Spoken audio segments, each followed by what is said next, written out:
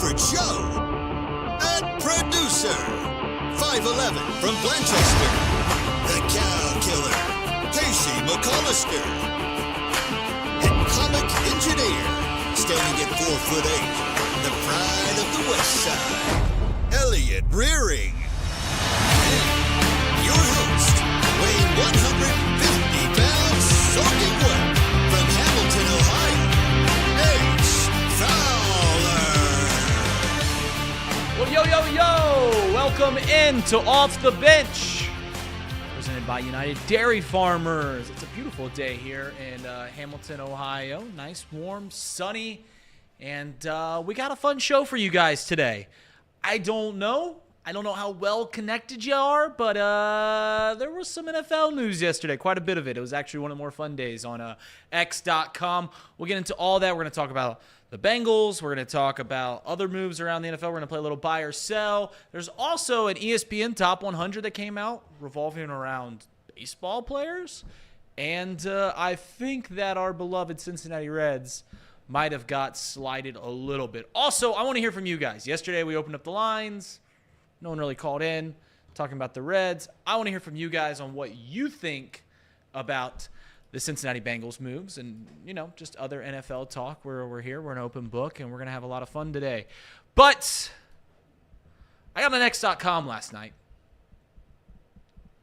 and I saw this notion from, I'm not going to say it was the majority of the Twitter followers or people that I follow on Twitter, Bengals people.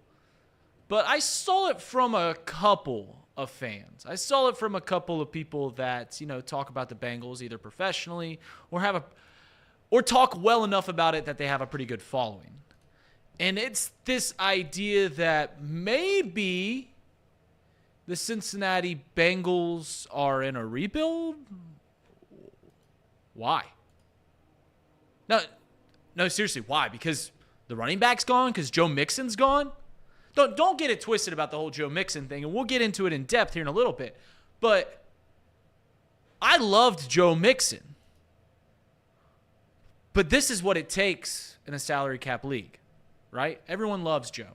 Everyone that's met him, he seems like he touched a lot of people. But now we're going to have another running back touching the football here in Cincinnati. The Cincinnati Bengals aren't becoming a forward-thinking franchise. They already are one. They're drawing playbooks from winning franchises. Figure out the quarterback. Figure out the edge rush. Work on the trenches and the secondary. They've cut money in back-to-back years at the running back position. Last year, Joe Mixon took a pay cut. This year, they cut him outright, and they signed Zach Moss. They didn't re-sign Jesse Bates. He goes on and signs a $16 million contract for the Atlanta Falcons, plays very well, but just a year later, the Cincinnati Bengals get Geno Stone, who was second in the NFL in interceptions. He's 24 years old. And on a 2-year deal, he's making less money than Jesse Bates makes in a single year. They're going to make a move at right tackle. They're going to sign somebody on the defensive interior line. These are moves that the Bengals are going to make. They have to make, but they're going to make. And I see a lot of people getting upset. I see people on Twitter, what are the Bengals doing? This doesn't make sense, yada, yada, yada. But hasn't the front office earned a little bit of respect, right? Haven't they earned a little bit of trust? We talk about that with the Reds, right? Like Nick Cross made some moves and some questionable ones and some great ones, undoubtedly. But at this point, hasn't he deserved a little bit of trust? Just a little bit? And you might be saying to yourself, Reid, what about all the signs Duke Tobin and the front office has missed on? Which ones? Irv Smith? Okay. Yeah, Irv Smith was a dud. But Hayden Hurst didn't do anything. I know he got hurt. CJ Uzomah hasn't been anything since he's been in the Jets. Oh, yeah. And the Bengals at the tight end position had their most successful year last year when they signed that dud of an Irv Smith. He didn't have anything to do with it. But, It worked. Whoa. Jesse Bates, Reid. As I mentioned, a year later, they get Geno Stone from an in-division rival, coming off a career year, 24 years old. He's younger. They got him cheaper. On top of the youth and the secondary. And like the offensive line, it hasn't been tremendous. It's been good. It's been okay. It's been above average. It's been good enough to compete. It's been good enough to take this team to an AFC Championship game since the rebuild of the offensive line. And in the 4 games where Joe Burrow looked healthy last year, this team looked as good as any in the NFL. The simple fact of the matter is that the Bengals, in my opinion, got better yesterday. The Bengals are showing to make the right moves in the places that matter, right? They're showing to not spend money. They understand values at position. The Panthers, the Carolina Panthers, have tied up $150 million to guards. Other teams around the league are signing running backs to $25 to $30 million contracts. Not your team. Not your team. The Cincinnati Bengals aren't becoming a forward-thinking franchise. They've been one. All right, Casey. A lot of news. We'll get to the Bengals news probably last, but as we do every day, we do the monologue, and then we get to the headlines. By the way, Casey, how are you? I'm doing all right, Reid. I'm doing all right. Before we do that, can I say something about the rebuild? Do you want to do this right now? You want to do this right now? Do we want to do it right now? It's Casey, you said you had a stressful, you had a long day yesterday. I just was up late, but you know, Reid, I don't know if rebuild's the right word. I think that, like you said, I think that's nonsense. But I do. No, you don't. You think you've been using that word for 2 days. Let me say this: they are rebuilding the defense. If they lose DJ Reader, those are the only that they're not in that mode yet. But you lose 2 very key components to the defense: Jesse Bates and DJ Reader, and it's a completely new look defense. You can't tell me that Trey Hendrickson's the only thing that keeps this defense running. Because you lose Trey Hendrickson, it's the same thing too, right? DJ Reader is very important to this defense and its long-term success. They don't find a guy to replace DJ Reader at that same level, a guy that can 2-gap in the run game, a guy that is going to constantly be taking double teams, regardless if it's pass or run. That's important to this defense and important to our scheme. So I think you lose him, you lose a guy, the leader in the backfield, the guy that clearly was limiting all the big plays. And I think you are completely rebuilding that defense from scratch.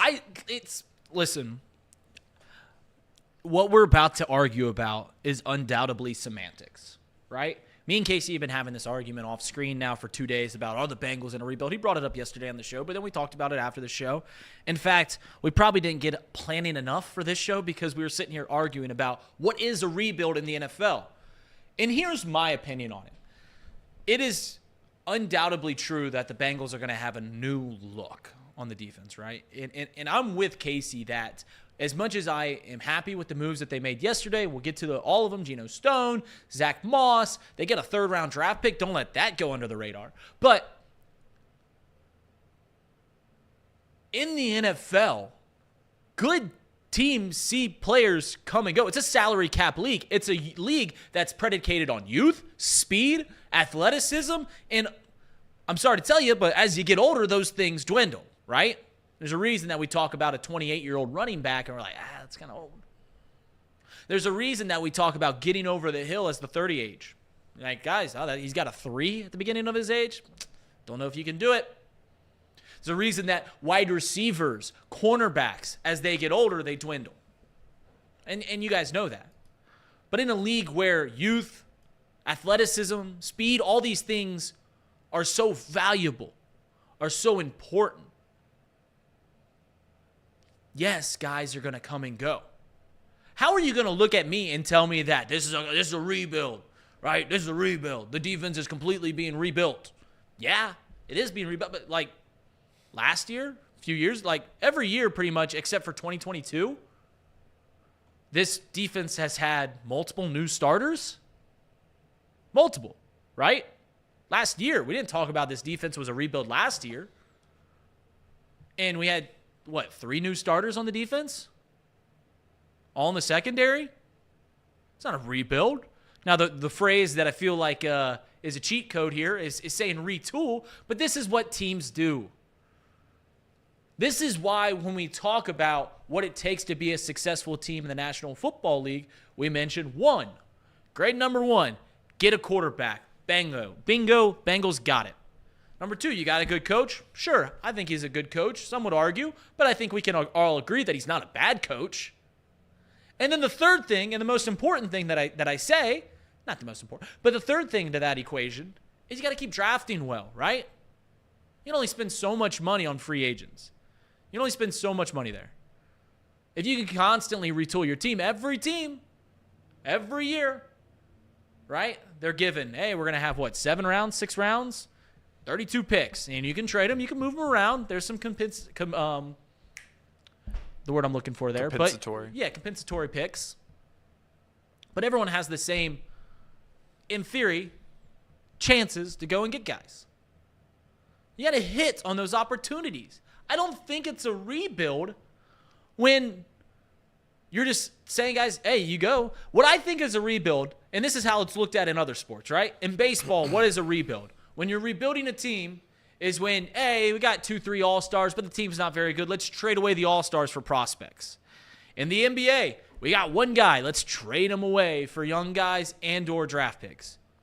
Same thing happens here in the NFL. That sounds exactly what the Bengals are doing on defense. Except they're trading away their stars for draft picks. They're not, because that's what I was getting to. They're not trading. They're just letting them walk for no value, which is why they're at where they're at, and they're one of the worst defenses in the league. Reid, look, in 2021 and 2020, when they were getting these free agents, their defense was bad.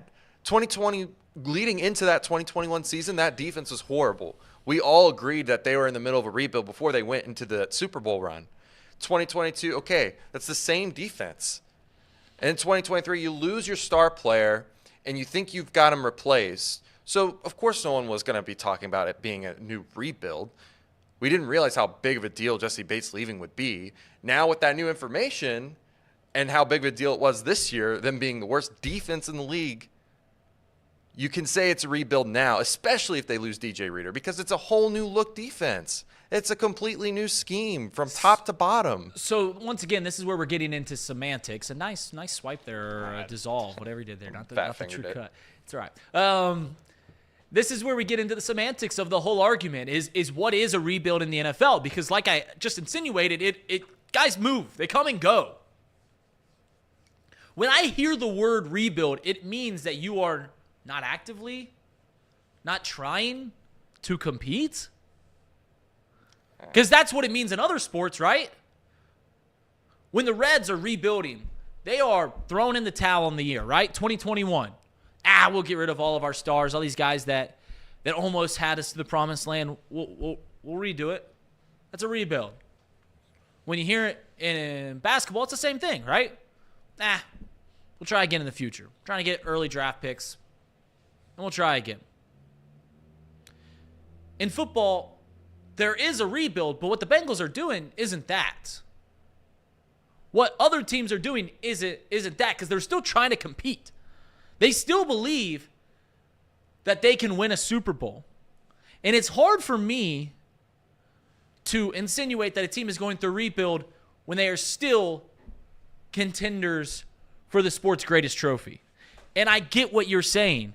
You are right in when you take the definition of they are rebuilding the defense. That's okay.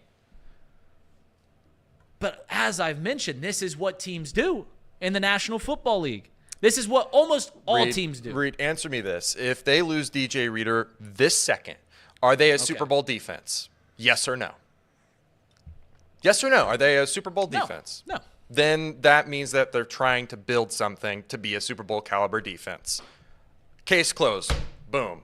It's a rebuild.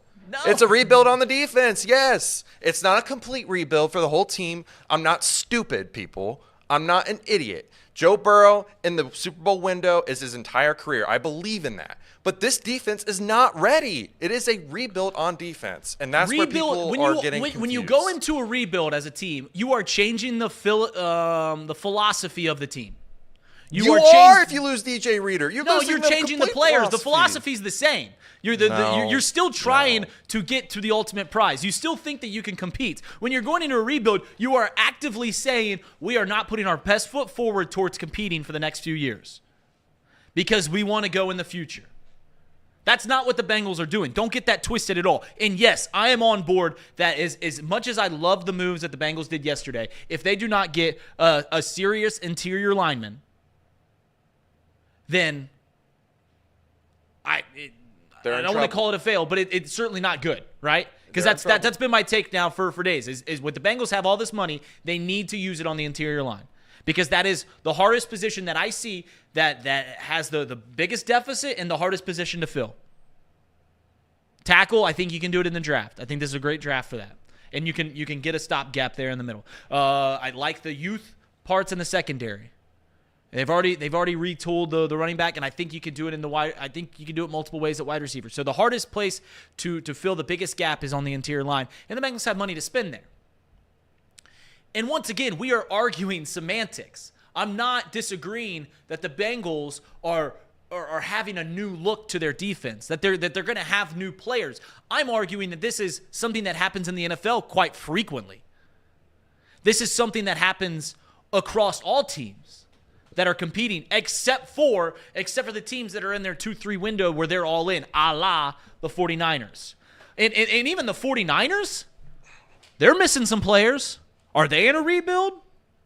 No, you guys are. I'm seeing what the chat is saying, that deals expired, Cheeto's walking away, DJ Reader's deal expired, and he's walking away. Here's the thing. It's different when they're just starters, right? DJ Reader is vital to the defense. Vital about what they do on defense. He's the only reason why they can have 6 guys in the box, that they can drop back the 5 that they can, or the 6 that they can, or however you want to phrase it. I can't do math right now in my head. Jesse Bates leaving is also part of this equation too. You're losing 2 very key components in 2 years. And you're going to have a completely new philosophy if you change DJ Reader. Like, anyone that replaces DJ Reader is not going to be able to do what DJ Reader did. No one's going to be able to replace what Jesse Bates did. He's a top 3 safety in the league, maybe the best safety in the league. I love what the Bengals have done at safety. You like what they've done at safety? Yeah. Okay. All right. Well. Okay. If that's what you think, but. You already answered my question. They're not a Super Bowl defense, especially if they lose DJ Reader. That doesn't mean that it's a rebuild. If you want me to use retooling, fine. Yeah, but I think it's much bigger than that. The term rebuild is very specific in the world of sports. That means you are actively tanking your chances to compete. You are actively getting ready, tearing down your roster in order to give yourself a chance in a couple years in the future. That is absolutely not what the Cincinnati Bengals are doing. That is so completely different than what the Cincinnati Bengals are doing. What they are doing is typical NFL movement. Yes, are there big hits? Yes, sometimes there's small hits, there's big hits. Sometimes you're getting stars, sometimes you're getting Hall of Fame guys leaving, sometimes you're just getting average starters. But it is average movement in the NFL.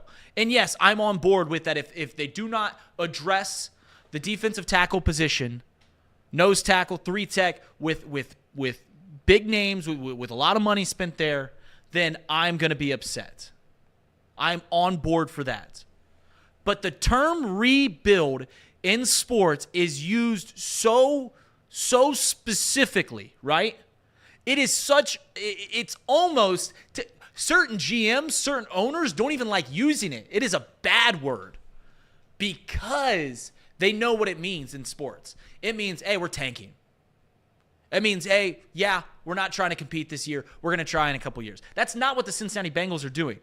I mean, and you are right that they are, like, if you deconstruct the word, you go to etymology class, right? It's a Greek origin. No, it's rebuilding, right? You are actively trying. You see a defense that had some success 2 years ago, and yes, you are trying to build it back up to that level of, or even better level. Yes, you are rebuilding, but the phrase "rebuild" in sports it has such a definitive meaning.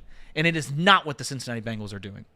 Okay. I'll say it's retooling, but I think it's bigger than that because they went from one of the best defenses to worst defenses, losing Jessie Bates and Von Bell, with the safeties that you like. Right. And then losing DJ Reader on top of that. We already saw what that looks like. They gave up one of the most yards in NFL history, rush yards in 2020, right? I don't know if you remember that.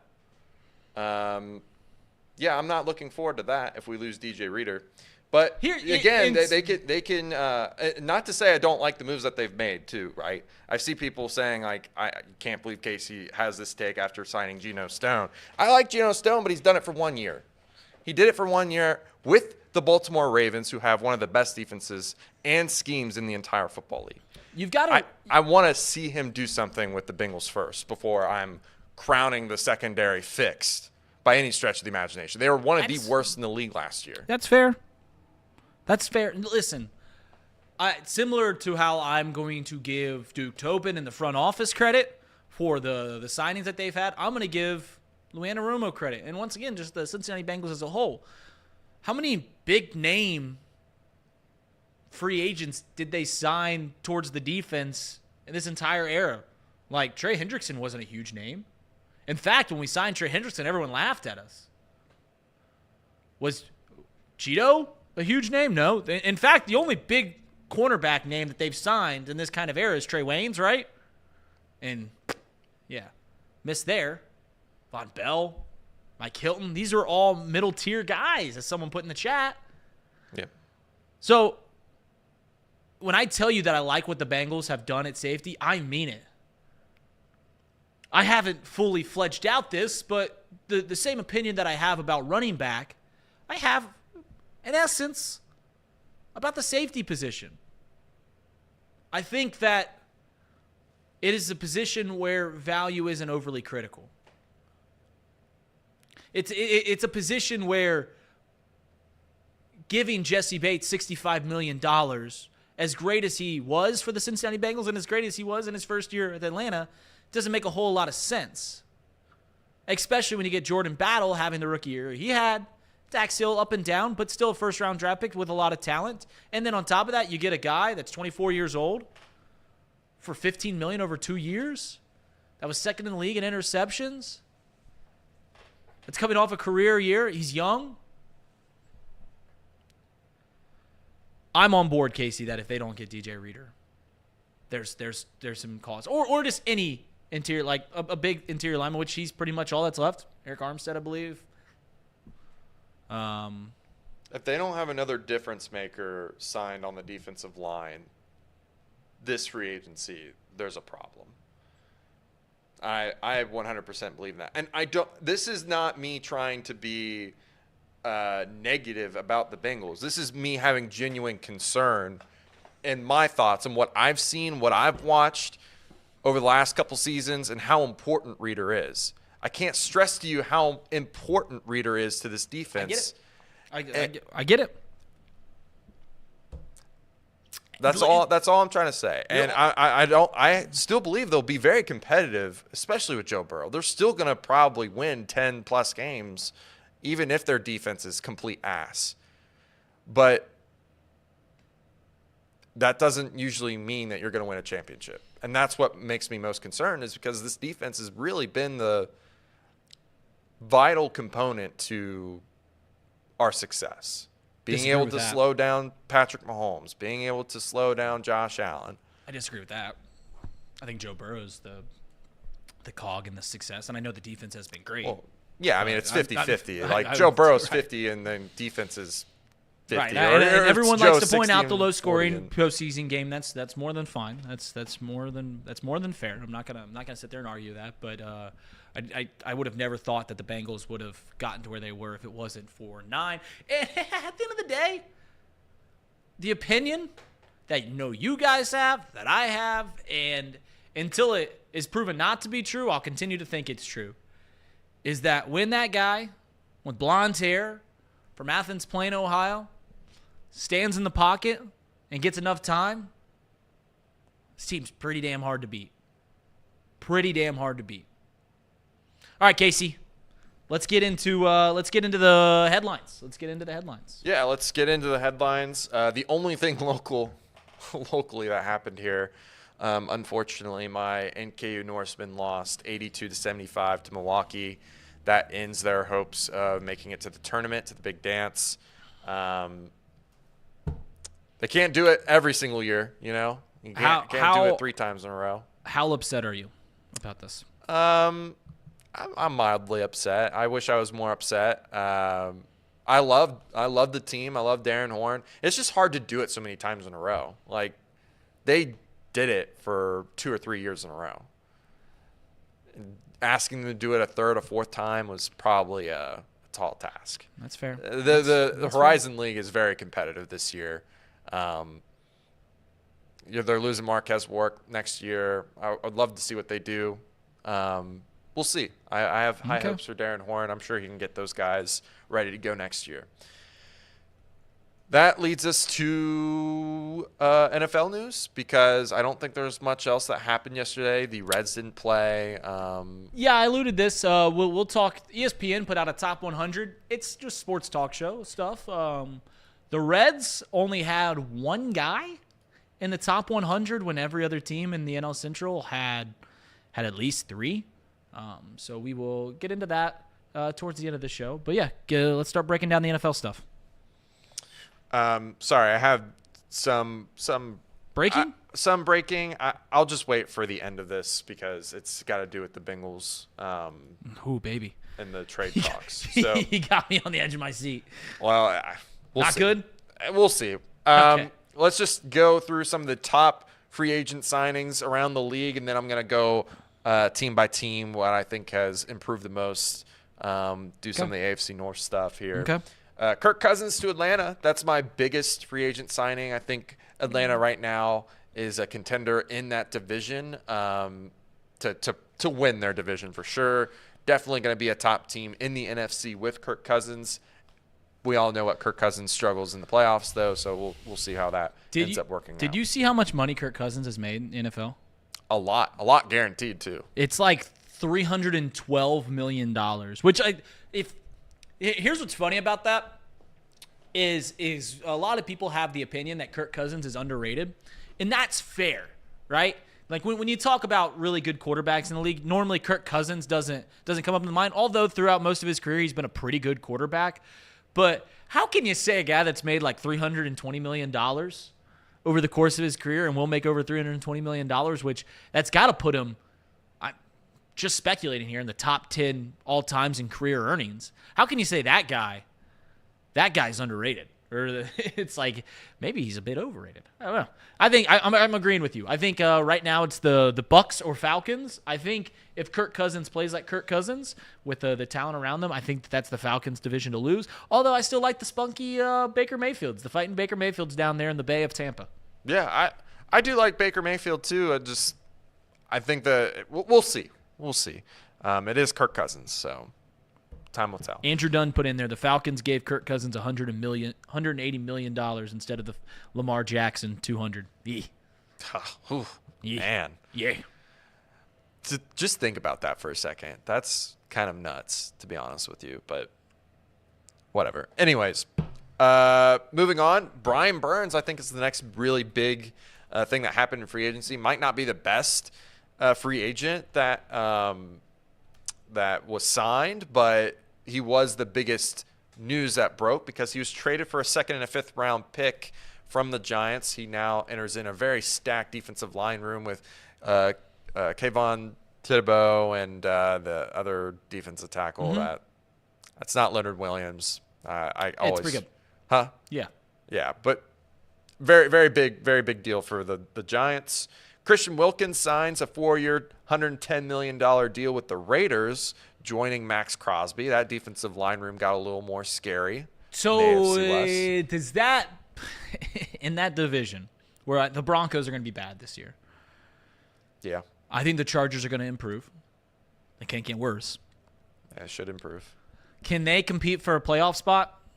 No, they don't have a quarterback yet. I mean, they got Jimmy G, right? And Aiden O'Connell, the Purdue Boilermaker, greatest Purdue Boilermaker quarterback of all time. Kidding. I'm kidding. But all that to stop a guy with a frog voice. All that that is a scary line. We don't play Las Vegas next year, right? I don't think we play the West. We do play the West. We do play the West. So they'll come here. That's a bad matchup for the old Cincinnati Bengals. Hopefully Aiden O'Connell's playing that day. But Christian Wilkins, averages four sacks, as Joe Goodberry likes to point out. Yeah, he's great 3-tech. Anyways, next big signing, the one that many people had the Bengals signing potentially, Mike Owenu, 3-year, $57 million deal, re-signing with the Patriots. They were able to retain one of their better offensive linemen. Good job for the Patriots in the middle of a rebuild. Yeah, they'll win a solid 3 games next year. Yeah. They're in a rebuild. Yep. I love how you saw I snuck that in there. Saquon Barkley signed a 3-year deal, $37 million with the Philadelphia Eagles. Very interesting. Here's what's funny about running back is I feel like more people are coming over to my side of the whole argument that like they understand that there's not a whole lot of value to be had with running back, but they still, because he's the guy that is on the field, scores the touchdowns, gets 1,200 yards and stuff like that, it still moves the needle for. When I tell you guys that running back moves really don't move the needle for me at all, they don't. I mean, Saquon with the Eagles, and they're a great offensive line. They lose their center. Obviously, Jason Kelsey retires. But, I mean, he goes from a bad offensive line to a great offensive line in a scheme that can run the ball quite heavily, and they could use him out of the backfield and stuff like that. But I already insinuated that the Eagles were going to take a step back, right? They went to the Super Bowl 2 years ago. They took a step back this year. They looked unstoppable for 11 weeks, and then they looked inept for the second half of last year. I think Sirianni might be a little in over his head. Maybe. But, yeah, we'll see. I think that that division – I think the top teams in that division as a whole will take a step. I think the Cowboys are going to take a step back. I think it's the Cowboys division. But, yeah, didn't do it for me. Running backs don't do it for me. Yeah, I mean, luckily for them, they have 2 really easy cakewalks, Giants and the Commanders, so we'll see. Right. I'm sure they'll still be somewhat competitive.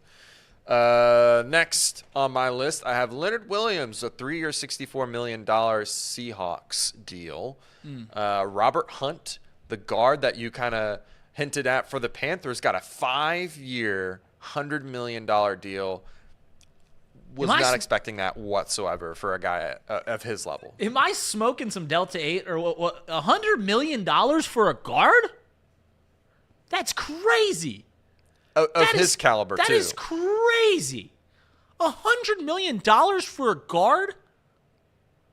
You could get like 20 Drew Samples for that. And he's basically a guard anyways. Shout out Drew Sample, 3-year deal. It's more like 30 True Sample deals. Yeah, I mean, it's weird because I didn't really tout Robert Hunt as this top guard prospect in the free agent market. That was Mike Owenu, who has position versatility, which Robert Hunt also has position versatility, but at what degree? He wasn't very good at tackle, which is why he moved to guard at Miami. Listen. I don't know. This just doesn't make sense, and it makes a lot of sense who signed him, though. When Trace lays the hammer down on me when he gets back from my rant yesterday, I'm gonna need Robert Hunt's agent in my corner so I can keep my job, because he's good at his job. So I'm gonna need him in my corner. Absolutely, I'm gonna need him in my corner. I need to get that type of money. Next on the list, I got Jonathan Greenard, excuse me, 4-year, $76 million deal with the Vikings.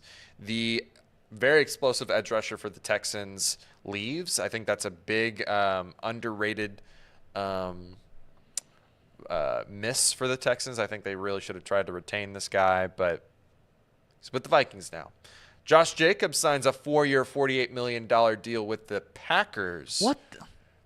The exact same deal, by the way, that Joe Mixon got a couple years ago. Right. Like, what was interesting about yesterday was when all the running backs, and if I do feel bad, by the way, about the Joe Mixon thing at all, the only reason I feel bad is that this move came after we replaced him, right? Like, so that he didn't get the same opportunities as other running backs in the league. So his teams are limited now. But it was telling, I would say. I think telling's the right adjective, to see what the running backs got in the league, right? $8 million on a couple guys. Saquon, Josh Jacobs getting $12 million, which I think we all agree was like, maybe not for Saquon, but Josh Jacobs getting $12 million a year. What are we doing? Yeah, the running back stuff is starting to come around.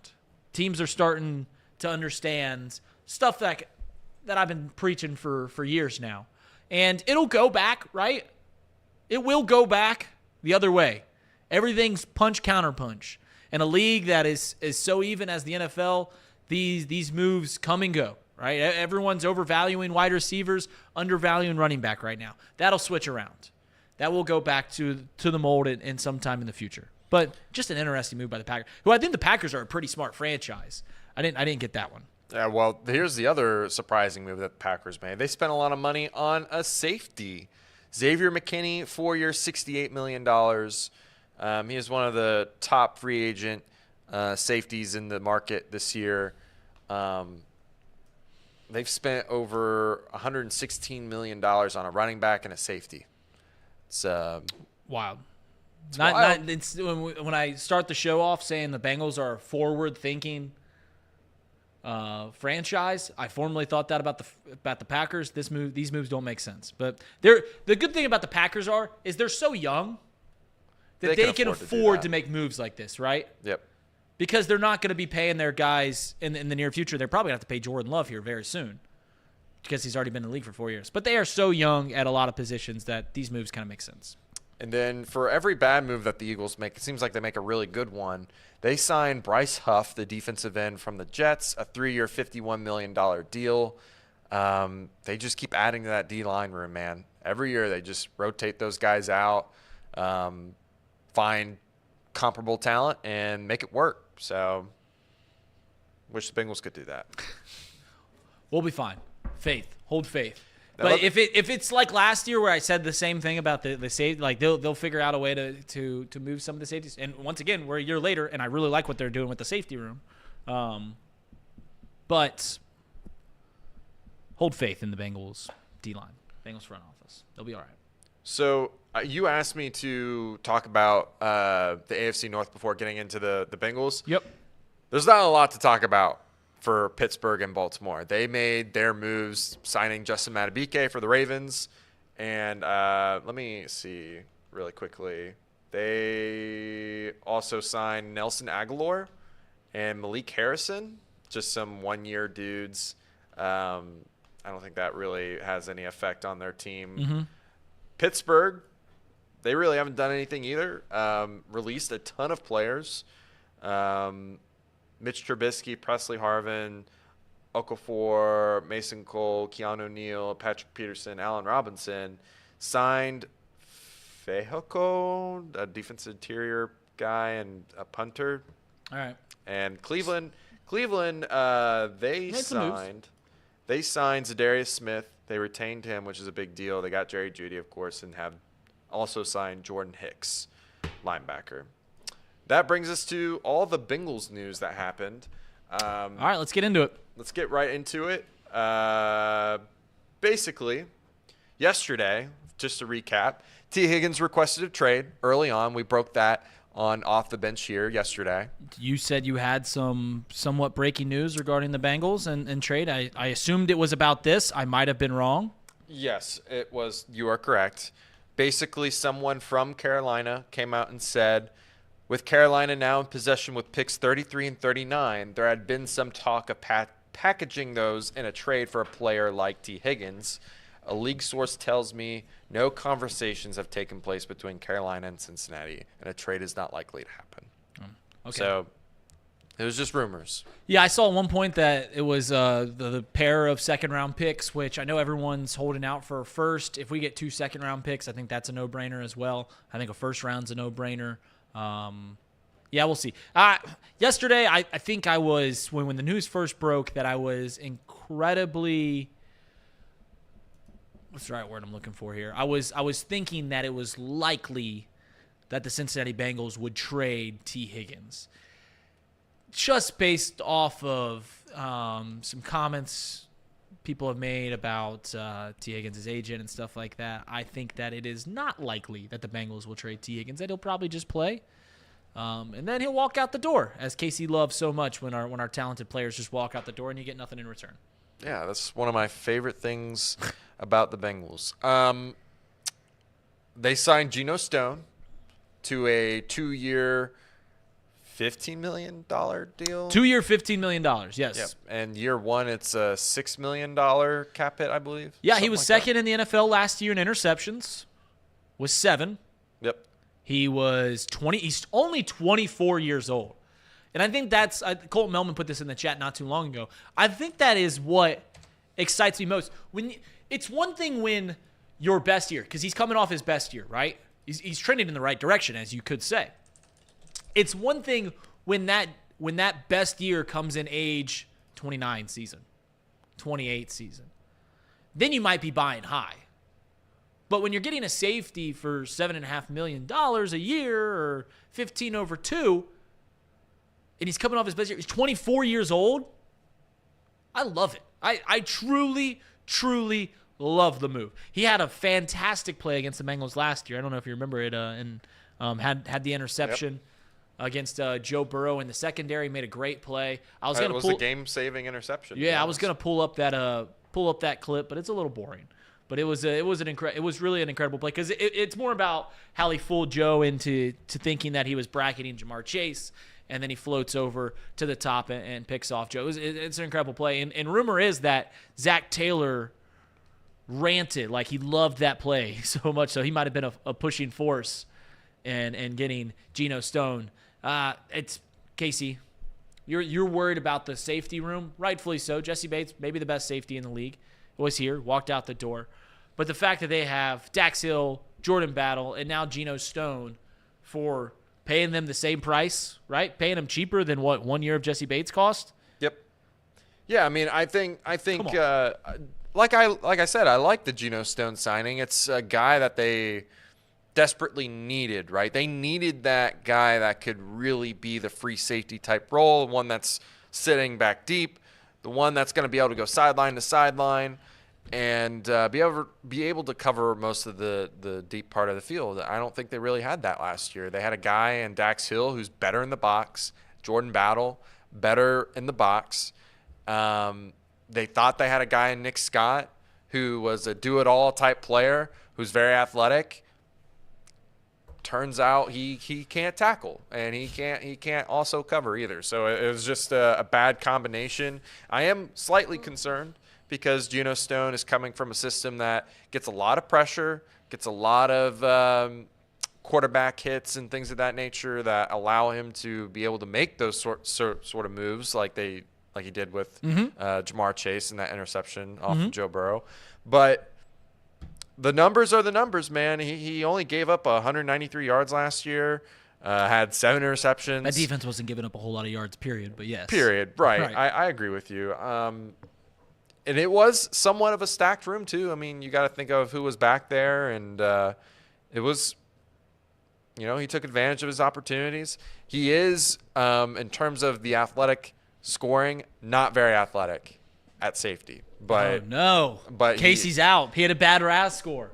I'm not bad. I'm not out on Geno Stone. I just want to say all the facts. He's not he's not going to end up being some all-star, but he is going to be a good starter, I think. Can I ask you a question while we're talking about? Would you rather have Jesse Bates for $16 million or Dax Hill, Jordan Battle, and Geno Stone for about $11 million? I would rather have Jesse Bates, but Gross. That's the wrong opinion. Objectively, that's the wrong opinion, Case. This safety room's gonna be good, and I'm buying the hype, right? That's the moniker in this chat. Buy the hype, buy the hype. I'm buying the hype. Geno Stone, 24 years old, coming off the best year of his career, coming into Lou Anarumo, going from one great defense to another, soon to be great defense. It used to be. Now it's gonna get back there, but it's gonna, guys. The main key about this is, right, when you talk about value, when you talk about what you're getting for spending money, because in other sports like baseball, I don't care what you spend. It ain't my money, but in sports where there is a salary cap, it's important what you spend.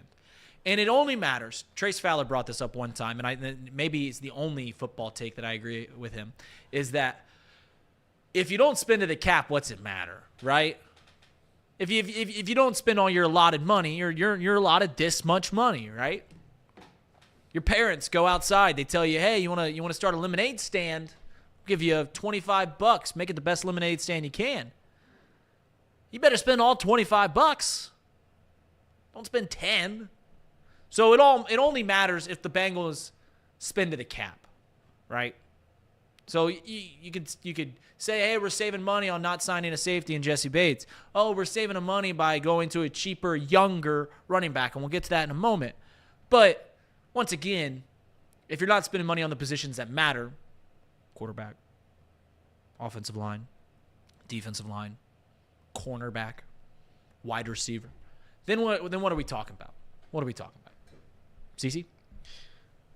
Yeah, I agree with you. I was just mentioning it because usually that is an indication of whether or not a guy has potential to be like an all-star or whatnot.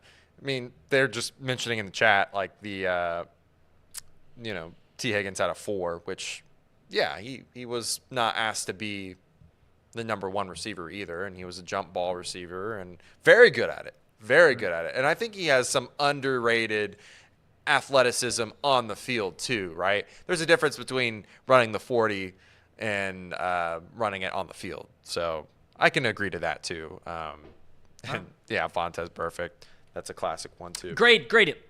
You're the teacher.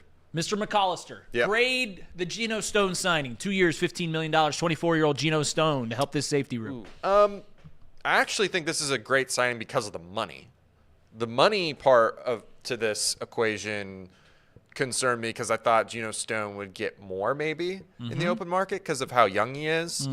Because he got the deal that he got. Well, the reason that they got him for such a cheap deal is because the safety – right. It was flooded, which goes back to what I'm saying about like the Bengals are a forward-thinking franchise. Can you imagine like last year if Geno Stone would have been a free agent or a Geno Stone-like player, he would have got way more than $7 million. But he came in the wrong class, right? He came into the free agency where there was so many safeties, viable safeties.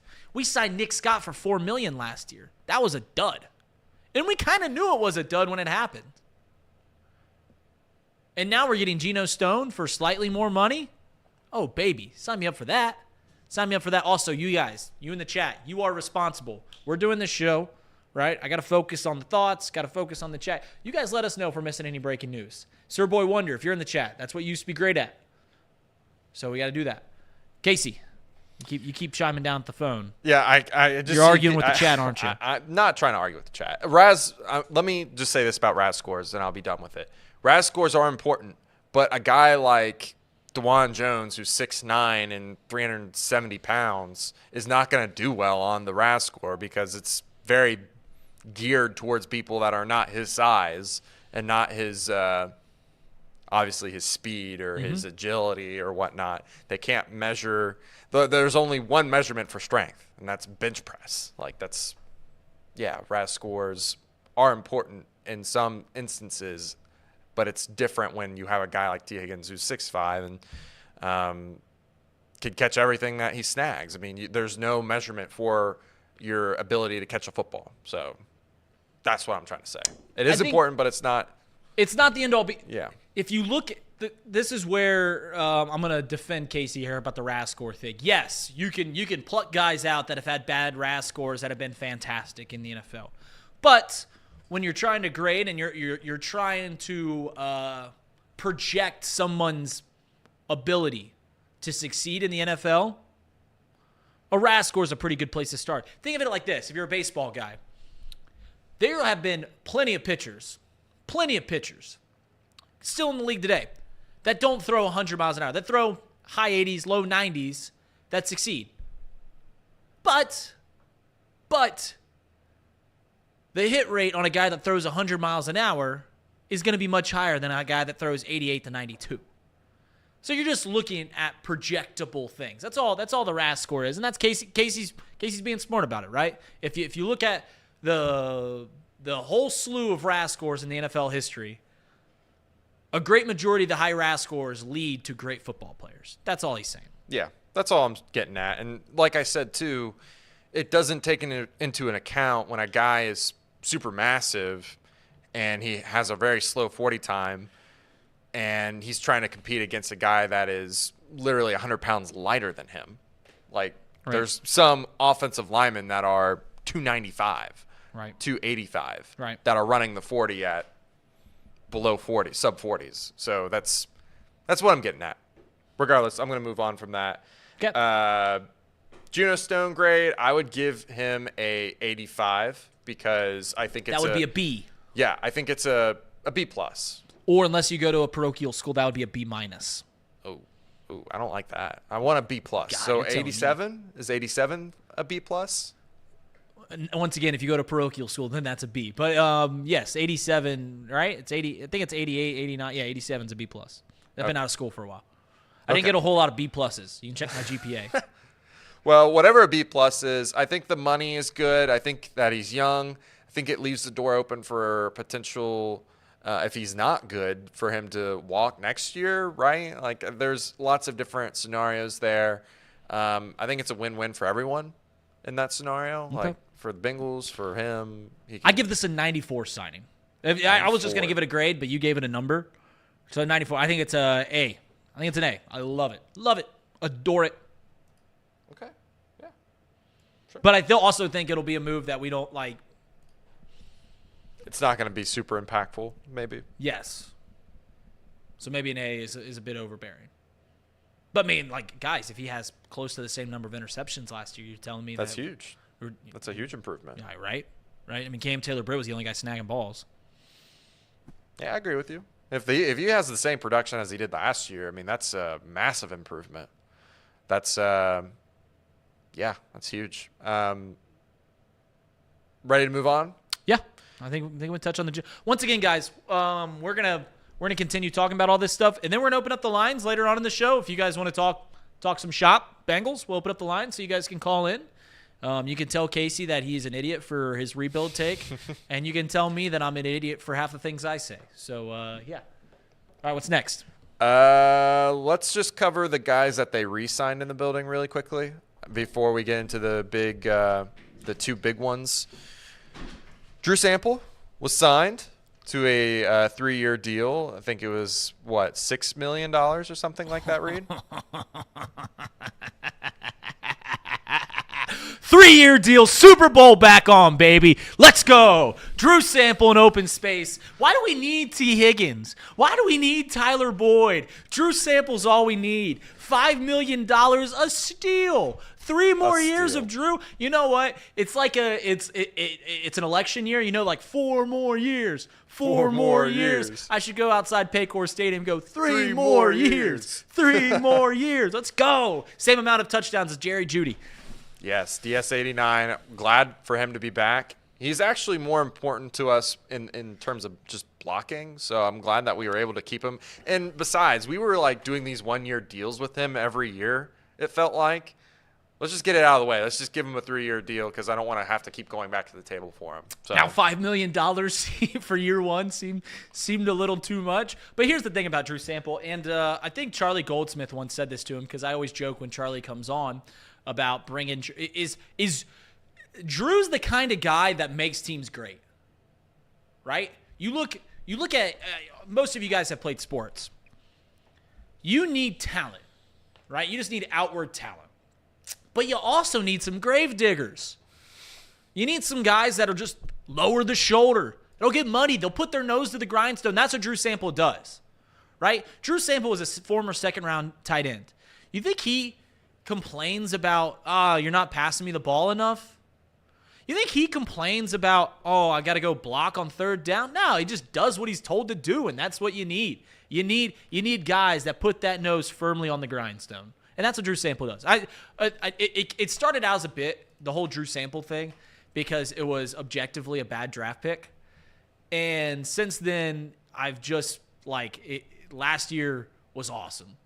The bowling ball touchdown when he knocked over Tanner Hudson, good for Drew Sample. In all seriousness, he's a great guy to have around. Yeah, I would agree. I also love the other gravedigger, DJ Reader, be signed. So I'm going to speak that. That'd be fantastic. I'm on board with that. Yeah. We also had Akeem Davis-Gaither. That's an underrated re-signing. I think he's a great linebacker 3 for us, LB3. We also had Trayveon Williams re-signed. Running back 3. Those are all good depth pieces. You know what's great about those guys? This is where those guys probably get a little more money than maybe you think that they deserve. Is because when you think about depth, right? You like the known quantity. Like you like the known commodity. You like what you've had around. You don't want to go out in the free agency to get depth pieces. Like, every day when they walk in the building, you know what you're going to get out of Drew Sample. You know every day when you walk in the building, you know what you're going to get out of Trayveon Williams, Akeem Davis-Gaither. Like, those guys are going to work hard. They're going to be around. You know that if push comes to shove, someone gets injured, you could throw those guys out there, and they're going to be admirable.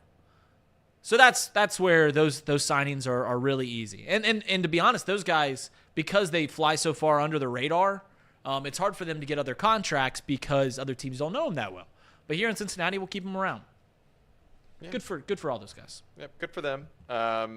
Keep the talent that you're grooming, right? That's kind of my philosophy. Sure. That brings us to the probably biggest news that happened. Or do you want to save the biggest news for last? Well, we'll save that for last. Yeah, let's talk about the draft pick. Yeah, the draft pick. The details on this, I'm not really solid and concrete on what exactly happened, but the gist of it is the equation that they use to distribute out compensatory picks was done incorrectly for the Bengals and many other teams.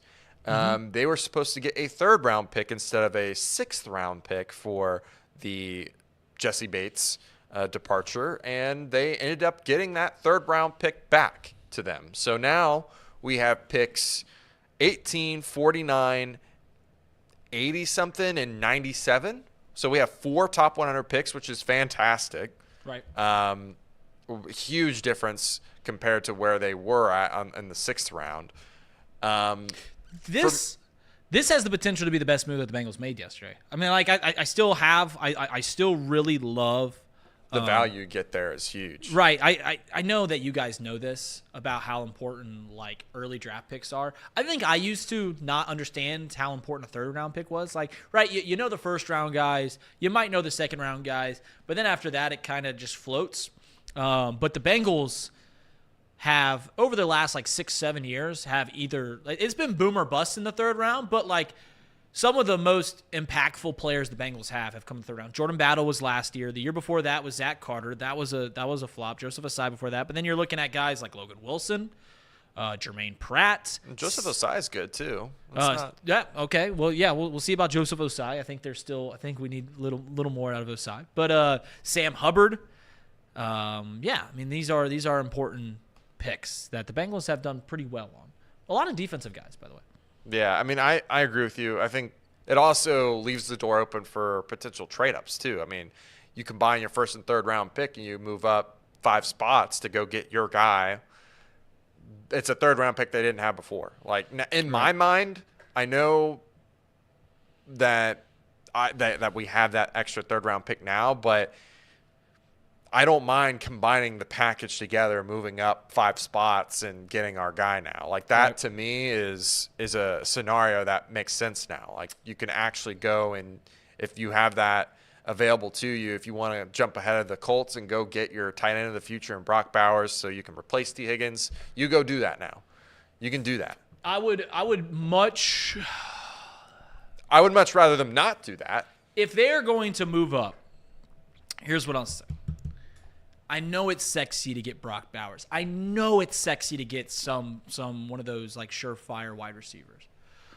But here's the big but. Always wait for the but. If the move is to trade up, which I don't think it is. We always talk about this. I don't think that it is. If the move is to trade up, I'd much rather them get a surefire tackle. I'd much rather them get a top 10 tackle. That's just my opinion on the matter. I don't like seeing that blonde-haired boy from Athens, Plains, Ohio on the ground a whole lot. So. Oh, I agree too. I mean, whoever they decide, right? If it's offensive lineman that they fall in love with, if it's Joe Alt, like I would be all on board for that. It's probably too unrealistic, but you get my point. They can now do that, and I wouldn't have any gripes about it because they're not really losing anything that we didn't already have, I guess is my point. But it's a huge deal just because of that value that they've now gained and the potential that brings. I mean, now they can. The Cleveland Browns have found their quarterback of the future, Jameis Winston. Immediate thoughts. Okay. Here's the thing about Jameis Winston is out of all of the backup quarterbacks in the league, I think I like Jameis Winston a lot because you expect there always to be a down, like a fall off from your starter to your backup. Jameis, he's going to turn. Oh no. Okay. Oh God. It's happening. What is it? Mike Gesecki signed a 1-year deal worth $3.25 million to sign with the Cincinnati Bengals. Tight end, pass catcher of the future for the Bengals. What was the deal? $3.25 million, 1-year deal. So less than Drew Sample. So Drew Sample still a starter. This is what the Bengals continue to do. And I know Gesecki, he kind of gets a bigger rep than he actually is in value because he scores touchdowns. I mean, he's like credit Nate since he yes, he Nate. said Thank you, chat. Nate. Nate, in all seriousness, this isn't a bit here. Thank you. You're doing God's work. So thank you so much, Nate. But this guy scores a lot of touchdowns. Out of the last 5 years, he scored at least 5 touchdowns in 3 of the years. He only scored 2 last year. But he only started in 10 games. Like this guy isn't like a bona fide start, but it means something that you know who he is, right? You didn't know who Irv Smith was. You might have known who Aiden Hurst was. But this is similarly in line with the Cincinnati Bengals moves at tight end. We always joke the Bengals don't value the tight end position. Why would you? Unless you got Travis Kelce, unless you got George Kittle, unless you got Mark Andrews, they're all kind of the same guys. Mike Gesecki, terrible gritty. If you can find that gritty. I'm pulling it up right now. If you can find that gritty, that'd be great. Terrible gritty. But I love the move. Right? This gives more veteran. It's nothing insane, but it gives you a veteran to throw it to someone that's not named Drew Sample. All right, let's see that. I mean, this is a horrible pairing for Jamar Chase, but hey, I'll take it.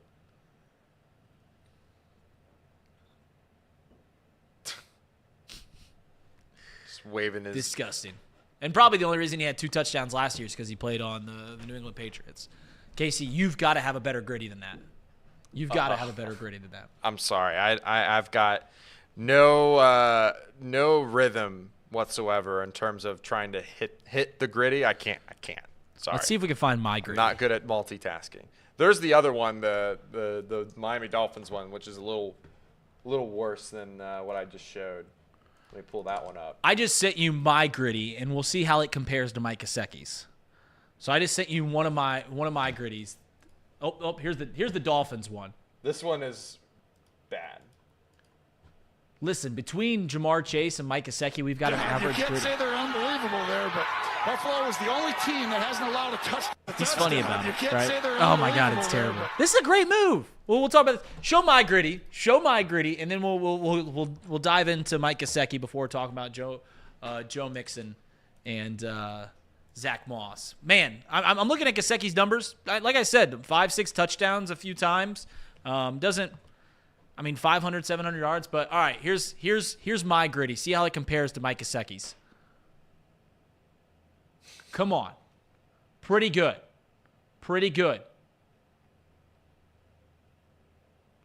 Oh, now I'm just doing the get the gat. This was directly after we beat the Raiders. I was dancing through the streets of Hamilton. All right. That was a couple years ago. That was a fun night. Casey, thoughts on Gesecki? I think it's an okay signing. Like, if we needed a pass catching tight end and a guy that could potentially have a better,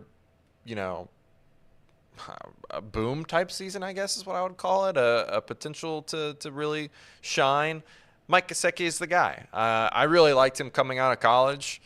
I believe he was from Penn State, if I remember correctly, and I thought that the Bengals would have a chance to get him. Ended up going too early. But, yeah, this is an underrated signing. I like it. I think that this is a good signing for the Bengals. He was drafted in the second round. Gesecki was. The Cincinnati Bengals ended up taking Jesse Bates that year in the second round. So they ended up with the better. It worked out. Listen, Yeah. This is a good move. This is I know one thing I talked about. I'm tired of revolving doors kind of things. I'm tired of getting middling play on the offensive line for spending too much money. One thing that I don't think I'm overly tired about is I don't care about the tight end. Yeah, this is a good move. $3 million for Mike Gesecki. He's not much of a blocker. I'm seeing people ask if he's a blocker. No, but that's Drew Sample's role. Right. That's why we paid Drew Sample the 3 years. Yeah, we'd like to go shotgun a whole lot too, and we'll put him out and off the line and stuff like that. I know he comes off the line, but we'll split him out in the slot, whatnot. It's a good move. This is grade, immediate reaction. This feels like another B+ to me. Actually, no, this is more like an A- because It's only a 1-year deal. I think the money makes sense, especially after what happened to the guy that we're going to talk about next. And it has the potential to be like a really good pass-catching threat for the Bengals. Someone just mentioned his RAS score, and I forgot that's why I really liked him. He has a really good RAS score. So, yeah, with Joe Burrow, you don't really have to work as hard as well. So he hasn't really had a quarterback to shine with as of yet. Yes. Here's the thing that I think excites a lot of people. My take, everyone has their one take that just might be a little hot and everyone disagrees with. Mine obviously is the running back thing. There's one that is very prevalent. People hate the idea of taking a tight end in the first round, and it's similar in the same gist, right? Those don't pan out a whole lot. Few and far between when a tight end pans out. I've always said that tight ends is a luxury, right? It's outside of the top 3 guys. What's it matter? So the idea that Gesecki then negates the idea that the Bengals are going to go get Brock Bowers, which I know some people had their heart set on Brock Bowers, but there's a lot of people that the idea of drafting a tight end in the first round makes them sick. And now we don't have to worry about it, presumably. Yeah. Sometimes the Bengals do mischievous. They like to get mischievous. They like to get think they're a little too clever. But Gesecki, Bengals, I give it I don't like it as much as the Geno Stone. I still like it B+. I like the moves, every move that the Bengals have made so far. Yeah, so far I would agree with that. That brings us to our last bit of discussion about the Bengals and the news that broke yesterday. Joe Mixon was cut, so we have our answer there. And he was replaced with Zach Moss for a 2-year, $8 million deal. $4.52 million year one is the rumored amount of money that he will be receiving the first year here with the Cincinnati Bengals. your initial thoughts, Reid, before I say mine? Let me actually. So my initial thoughts are, I put this out yesterday. Joe Mixon was, when the Bengals were really bad, he was my favorite Bengal. Maybe Andy Dalton. But Joe Mixon, what he's done for this city, I think there's a lot of people that like to slander his name, and he came in obviously with kind of damaged goods based off what happened in college, and he has been nothing but a fantastic Cincinnati Bengal. And I mean that sincerely. Almost every single person that has known Joe Mixon on a personal level raves about him. Talks about how fantastic this guy is. Met him one time. He offered me a cigar. I turned it down. Should have taken that cigar. But almost every single person. This is why people are so, I want to say, violent in their takes defending him. Is because the people that know him on a personal level love him, adore him. But at the end of the day, this is a business. And though he looked like he had some juice last year, almost every metric that I don't fully understand, I leave it to the whiz kids to tell me, right, if this is the analytics that they like. By every metric, he was honestly mediocre, right? If you give a guy the ball 300 times, you should get about 1,400 all-purpose yards. The metrics on PFF, once again, don't understand them. I'm going to give him some credence here. He didn't really explode a whole lot, which was something that the Bengals were wanting, something that Zach Moss gives. So at the end of the day, yeah, are you saving a whole lot of money? No, $2 million. But you are saving money. You are getting younger. You are getting a guy that is going in the right direction, not the wrong direction, and I think Joe was heading in the wrong direction.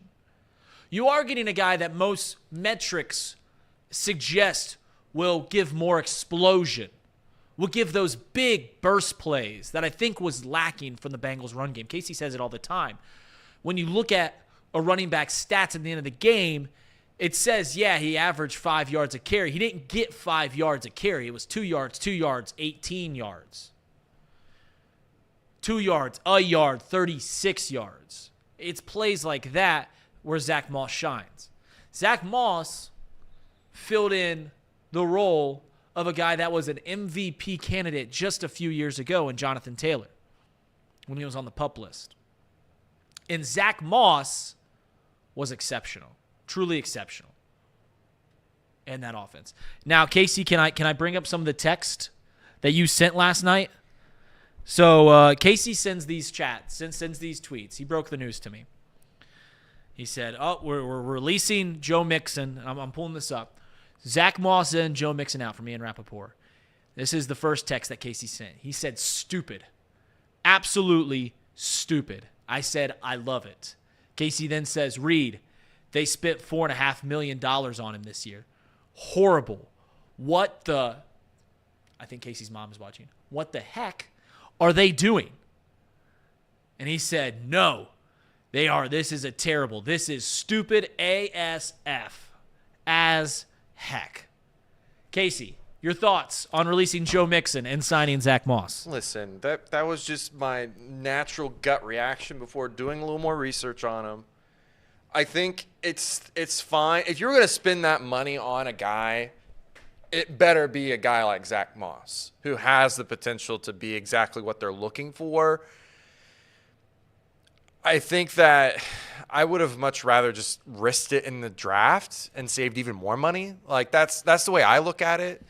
And that's what most teams would probably do, right? They would probably just spend a league minimum on another depth piece like they did with Trayveon Williams. You have Chase Brown and Trayveon Williams, and you go into the draft, and you draft a guy, and if you don't get a guy, you just get a guy after the draft, one of the dozens of people that are available usually around that time.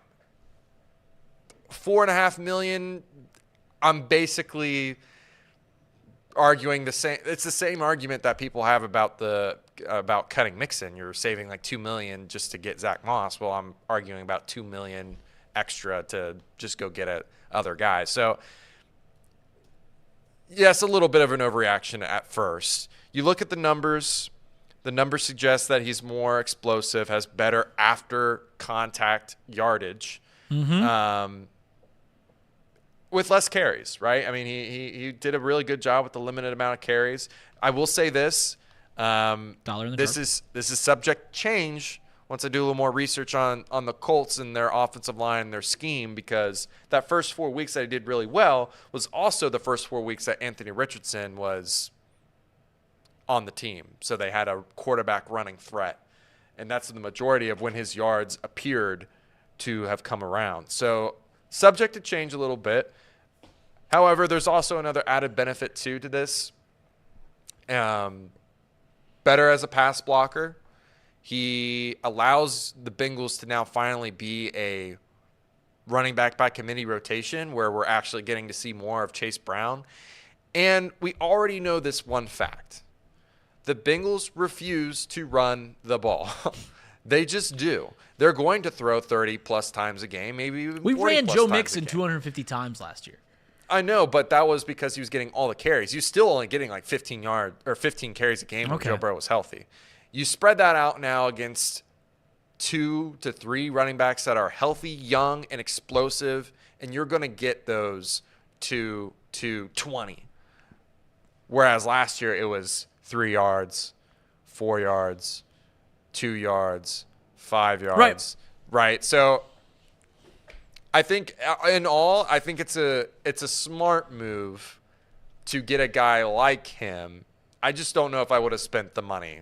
I think I would rather just go get that same type of person in the draft. But again, I'm arguing over $2 million. That's what most of the people are arguing over is $2 million. And what is $2 million? Really? Is it Mike Gesecki? Okay, well. Yeah, like at the end of the day, I think that Zach Moss is actually an upgrade. Hot take, I get it, whatever.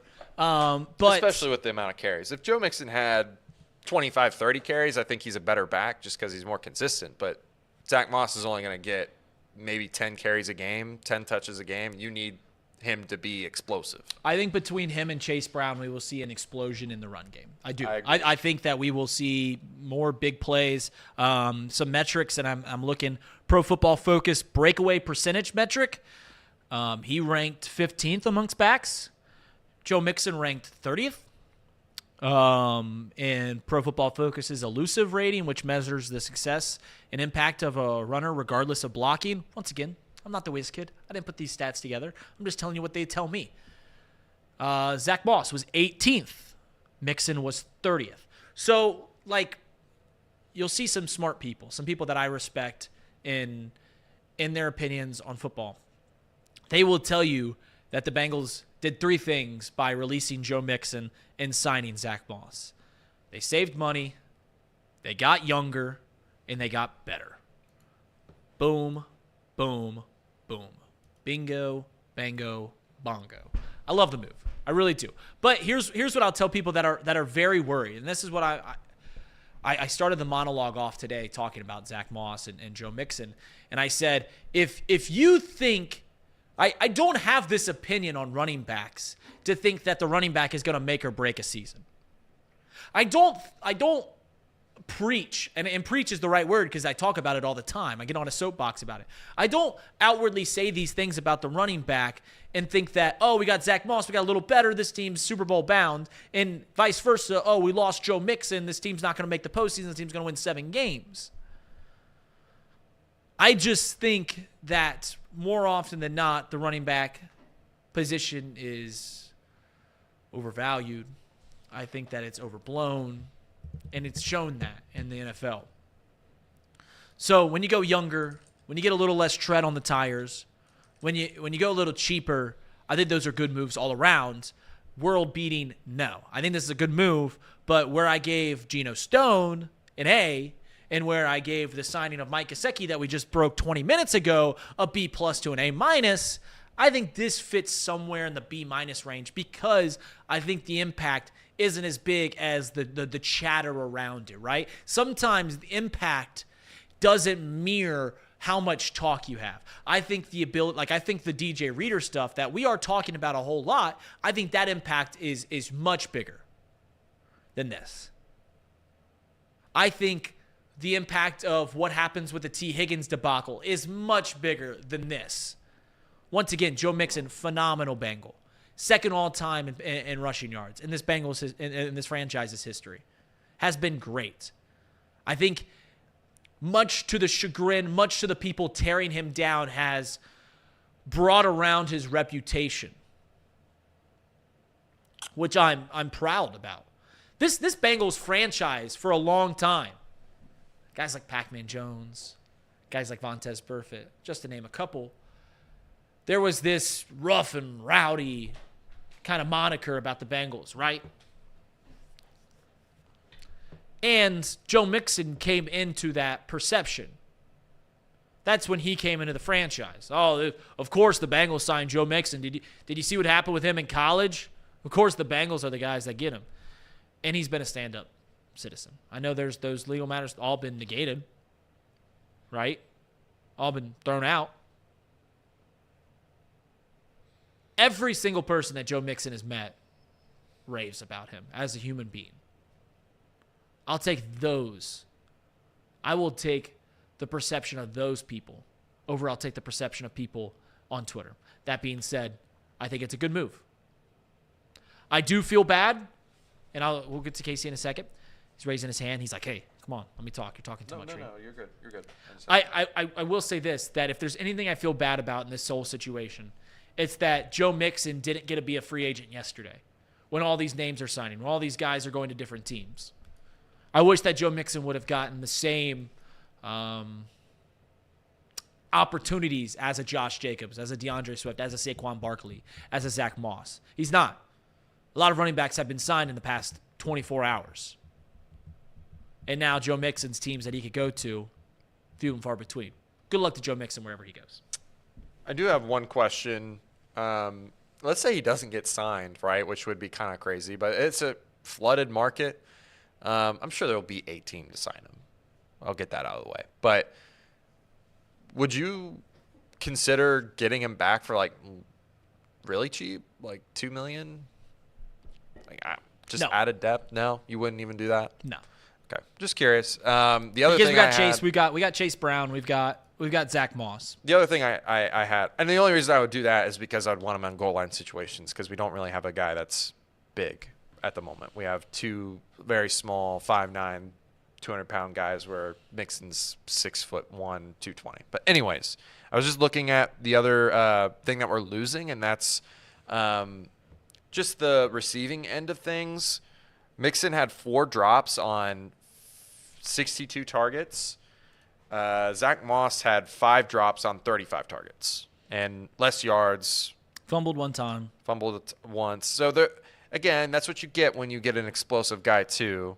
You're going to have those times where you're going to have drops or fumbles, which his worst game, believe it or not, actually came against the Bengals. He had 2 drops against the Bengals, and he had his worst day in terms of yardage as a starter with 28 yards. Okay. So, Okay. I mean, they saw something in him in the film probably, and I think we all see the numbers here that he's got good breakaway potential. And like I said, you gave it a B-. I would give it probably a B- as well. I think that it's a good idea to just get a guy that's going to get breakaway speed. Hot off the press. Joe Mixon was not released Not released. by the Cincinnati Bengals. He is got traded. you. He's not released, people. He's traded to the Houston Texans. Ooh. That works. You know what? In all sincerity, I like that move. I would have liked to see him go to the NFC, but you know he's going to be competing again, right? I think actually the worst case scenario because I do have affinity for Joe Mixon was that he goes to a Carolina Panthers, was that he goes to a Washington Commanders, was that he goes to name a terrible team. I would like to see him compete. And in Houston, he's going to compete. The question is what are we going to get back for him? I would imagine like a 6th, right? If the idea was that you were going to release him, I can't imagine you have a whole lot of leverage in getting a pick back, right? and it hasn't come out yet. Right? Ian Rappaport just tweeted this a minute ago. I mean, we could speculate on it. I don't sixth, imagine a seventh it's a lot. next year, sixth or seventh, right? I think the only thing that I think the Texans were wanting a running back, and this was their opportunity to secure a top-tier running back, I guess, is in their mind, what they're thinking probably. That's my speculation. I don't know why they would possibly try to trade after being cut. Let's package Joe Mixon and Brad Robbins for whoever the hell their punter is. Oh, that seems fair. That seems fair. What a slap in the face. That was the funny thing about Bengals Twitter last night is talking about how we're not going to get Tommy Townsend. It's like, and I get it, punting's an important part of the game, but it is what it is. You know, this is actually. I'm guessing this is like a 6th round pick. This is actually At the very way most. better.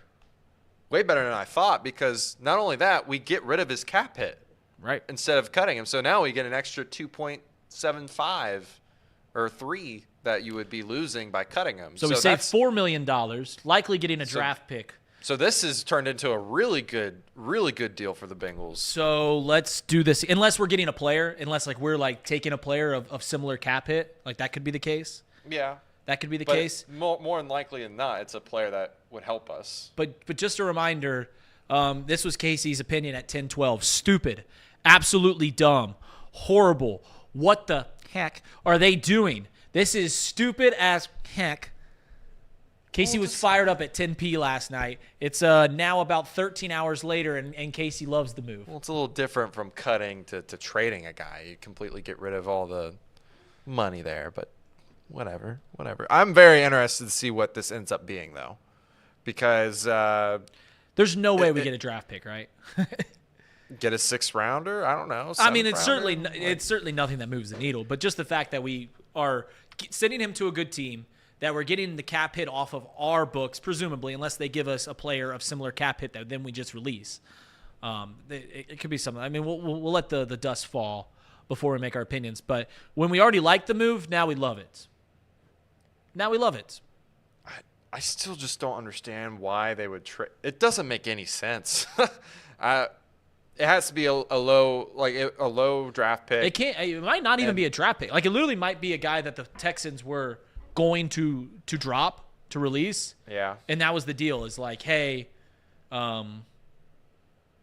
Let's see who the Texans have released as of late. Maybe that would give us a better indication. I'll look that up. Derrick Henry is going to be a Raven, Nate says. This trade low-key blows as a side effect. Did you want Joe Mixon as a Raven? I know Derrick Henry is scarier, but, like, did you want to see Joe Mixon in that jersey? Guys, I'm serious. Get in your mindset that these running back moves, more often than not, don't move the needle, at least the big ones. Christian McCaffrey is the exception, not the rule. Now, I mean, if Derrick Henry rushes for 1,800 yards next year and the Ravens are the number 1 team in the AFC, what changed? Hey, Reid. What? I just realized, too, that we made fun of the Bengals for maybe, like, trading a player, and we talked about Tommy Townsend. Guess who signed with the Texans yesterday? Tommy Townsend? Mm-hmm.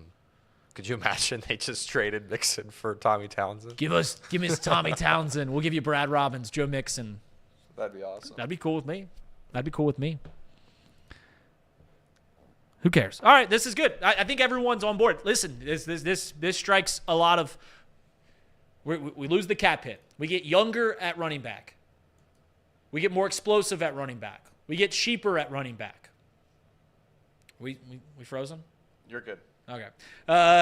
It's tough when you can't see yourself in this room, but we are frozen. I lost my train of thought. Now we go Joe Mixon to a team that I think a lot of people in this city, a lot of people in the Bengals fan base, want to see succeed because of C.J. Stroud, the Ohio State thing. So I think seeing Joe Mixon down there checks a lot of boxes.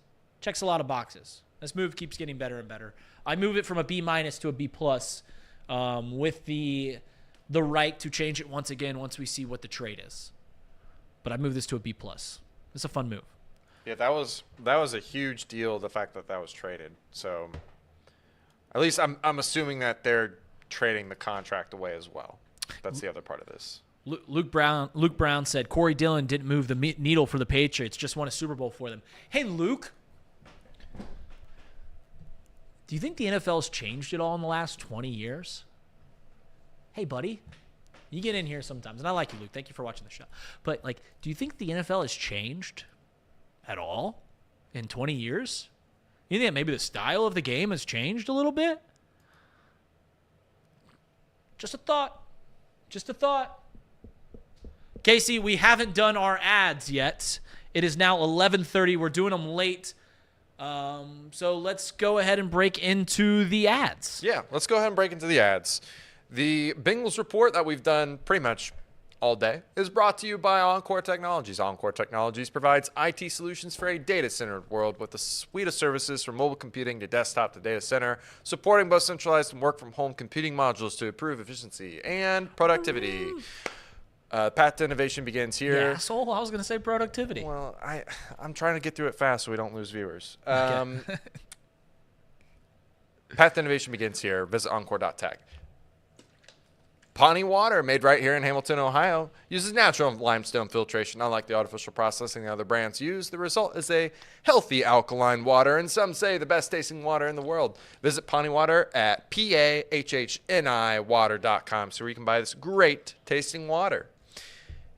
And then let me tell you about our new sponsor, Game Time. The Game Time app, a ticketing app, allowed me all last year to leave from this office straight over to Reds games, FC games, at the snap of my fingers. If I needed a quick ticket, I knew where to go. And that was the Game Time app. I could see exactly where I was going to be seated. I knew I was going to get the best price tickets. Game Time app, the best ticketing app that I could find at the time. Is the best ticketing app. Use code OTB to get a $20 off your first purchase code. And terms apply. OTB, use that code. And all right. Yeah. We did lose quite a we did lose a lot of viewers, so we got to pay the bills. We got to pay the bills. All right, quick recap of all the moves that the Cincinnati Bengals have made so far in the last 24 hours since noon yesterday, literally 23 and a half hours. First, and let's rank the moves. Why don't we? Yeah, sure. We'll rank the moves. My favorite move is coming in at number one is the Geno Stone signing. I know I always preach about how the safety is probably the least valuable position on the defensive side of the ball, but you get a 24-year-old, 2 years, $15 million. We struck while the iron was hot in a very large pool of talented safeties. We get a young guy coming off his best, coming off a career year, and we pissed off Lamar Jackson in the process. We didn't even talk about that tweet. What was that bull junk? Get that out of here. That was a joke, though. It was bull junk is what it was. Of course, a wide receiver was mad that we got a better secondary. Coming in at number two, I would say the Mike Gesecki. Mike Gesecki, we always talk about how the Bengals at the tight end position do not value that a whole lot. Mr. Mo brought in a good point when I was talking about how tight end is a bit overplayed. He's right. Tight ends, there's a correlation between great tight ends and dynasties. The problem is the closest consideration I have is if you're a baseball fan, is to an elite catcher. There are this many, right? There's 50, 64 tight ends that start in the NFL. There's about 3 of them that are elite, maybe close to 5 now. But outside of those guys, what's it matter? The Bengals have had a revolving door at the tight end, and they fared well. C.J. Uzomah, Hayden Hurst, Tanner Hudson last year. And now it's going to be Mike Gesecki, who's probably the most talented guy that we have there. Doesn't block very well, but we signed Drew Sample. I like the move. We give another weapon. It shores up, certainly, like a Tyler Boyd situation. I think he could fill the Tyler Boyd as a good 3. No doubt about that. The Bengals get a 3rd-round pick. Compensatory pick. Moved from 6th to 3rd. That's huge. Now the Bengals get 2 3rd-round picks. They now have 4 picks in the top 100. Depending on what happens with Tee Higgins, they might have some more. So they could toy around with that. We'll see what happens with Tee Higgins. Yesterday, I would have said that you were trading him. Today, I think that he feels like he's staying home. We'll see. We'll see. A lot of moving parts. Did I miss any, Casey? Oh, and then the Zach Moss, Joe Mixon, which is appearing better by the minute. Yeah, I mean, that has the potential to be the best thing that they've done in free agency because they were literally going to get nothing for Mixon, yet they're going to get some value and completely offload his contract potentially. I mean, we got to see what the figures end up being. Like, hopefully we're not taking like half of Mixon's contract or something. That'd be stupid, but depends on what we get back for him, right? So we'll see. I think that has the potential to be number one, but at the moment, I would say that's probably like my third favorite signing or third thing that they've done in free agency. Number one being probably Geno Stone. I think that was a huge need that they needed to fill, at least at this very moment. Gesecki's right there at number two. And then, you know, the re-signing of like Drew Sample and the other guys that are on the roster, I think that's four. So, yeah. Covered Bengals for like the last hour and a half. This is, in all honesty, this is the most fun. I remember when I was a kid, no one did free agency the offseason like baseball. Baseball had by far the best free agency, the best offseason, trades, whole 9 yards. The NFL, bravo. It's incredible. Tampering started at 12, and I don't know, it's the most amount of time I've ever spent on YouTube or on Twitter, just constantly refreshing. Because more often than not, you'd refresh and you'd see more news. And some of it, like, there'd be guys you don't know, guards, secondary linebackers, something like that. But it was just incredibly entertaining. Just the fact that the Bengals have had 5 huge. Any one of the moves that the Bengals made in the past 24 hours, we could consume our talk for an entire day to a week. In all seriousness, we could talk about the Tee Higgins requesting a trade for. We do 10 hours of content a week. We could have talked about that for 6 of them. We could talk about the Joe Mixon, Zach Moss thing for 6 hours. We could talk about Mike Gesecki coming to the Bengals for 5. Like, this move is rapid fire that you almost can't catch your breath, right? I don't know how much aerobic activity you've been doing, Casey, here, but this is getting my heart pumping. And just a reminder, the biggest move that the Bengals have made is re-signing Drew Sample to a 3-year deal. What a move for the future. Casey's talking some bull junk about a rebuild. What are we talking about? We're getting Drew Sample for 3 years, and that's a rebuild? Oh, well. By the way, I don't know if you guys have noticed this, but my face today has a couple scars. Yesterday I was cooking, and I sprayed myself with oil all over my face. That wasn't a whole lot of fun. Yeah, that sounds very painful. I would, did you spray water in your face at all? Like you're supposed to put like water on your I was drinking like a seltzer water, like a sparkling water, and I just kept holding it up to my head. Once again, it was my wife got bit by a dog yesterday, and I was trying not to make yesterday about me, but I was in quite a bit of pain for about an hour. But that was bad. That was bad. You see some of the comments, Reid? What are they saying? I just want you to read some of those. Sorry, Trace. Reid is better than you at hosting off the bench. I don't know about that. I think I do football talk better. But yeah, we'll see what people think. Listen, I have had an absolute blast hosting this show for now a week. I've had, in all seriousness, a blast. I thought I was gonna struggle getting through time. Luckily, we've lucked out with NFL talk just being what it is. But it's been an absolute blast. And just a reminder, I got kicked off the show like 3 weeks ago. They kicked me off. I was a mainstay, and they were like, "Hey, Reid, you're no longer allowed to be on the show." Oh well, it is what it is. But my wife is okay, Fergie. I know you're worried about her. I got a call. So this is a true story as we're taken away from the NFL talk. I get a call yesterday. One of my dogs, a little reactive with other dogs. He's fine with his brother dog. But when we bring around new dogs, sometimes he gets a little territorial. I get a call from my mother-in-law, and she's screaming. And I hear my wife in the background screaming. I'm at work. It's like 4:45, getting ready to leave. And they're like, "Reid, you need to come. Mariana's been bit. Yada, yada, yada." And I'm freaking out. I was talking to Spur at the moment. I sprinted out of the office, hop in the truck. I'm driving down. I live about 5 minutes from here. I drove down Park Avenue here in Hamilton, easily 55 to 60 miles an hour. Was cooking for about a mile stretch. And I'm calling everyone in the family, hey, what's going on? Hey, what's going on? I was fully expecting to get there, and my wife's wrist was dangling. I was expecting her to get mauled by a bear. And I'm not belittling her wounds, because she did get bit a few times by a little mutt, little pit bull, American Terrier. It's her sister's dog. Everyone's fine. The dogs are okay. They're fine. They just got in a spat, and she just got in the middle of it. Everyone's okay. No dogs are getting put down. No dogs are getting rehomed. None of that stuff. But my wife had pretty big things. I got there, and I was incredibly relieved to see that her wrist wasn't dangling. But like I said, I then was cooking dinner later, and I splashed oil on my face, and she's struggling with her wrist, and I'm like, I can't make this about me. So I was a brave little toaster and didn't talk about my wounds at all. So I deserve Husband of the Year award for not talking about my facial wound. I'm just kidding. I'm glad Mariana is okay. It was a scary hour, but it's all good. It's all good. You don't strike me as a greasy food eater. I was making a pork chop.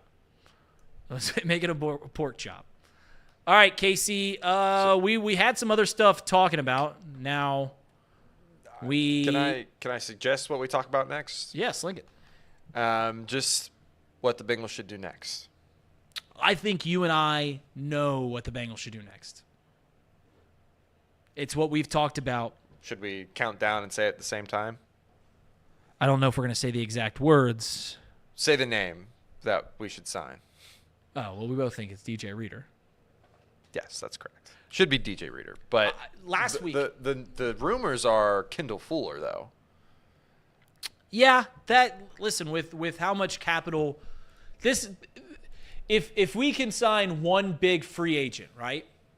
And Kendall Fuller, I think, is a pretty good player.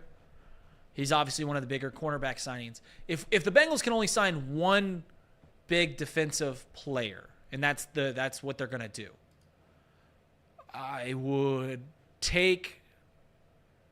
it would concern me that it'd be a cornerback and not a lineman. And the reason I say that, and I know that they need a veteran piece in the cornerback because Mike Hilton, Cheeto's gone, so they're bringing back DJ Turner, Cam Taylor-Britt, who I both have high expectations for, but you need more than that. You need about 4 cornerbacks. I figured that they would just get middling pieces out there, but as I mentioned before, I think that's probably the 4th most valuable position on the field behind quarterback, tackles, and edge rushers as cornerbacks. But, as I brought up before, look at the last 5 Super Bowl winners. They've all had a dominant force in the middle of that defensive line. And we talk about saving money, right? They saved money in the Jesse Bates move. They save money with the Joe Mixon move. They're saving money if they trade away Tee Higgins, which, by the way, if they trade away Tee Higgins, then they have the opportunity to sign multiple guys on the defensive to big money. But the move has to be relatively soon before those guys get gobbled up. And if they do sign those guys, maybe it forces the hand on trading Joe Mixon and you lose leverage there.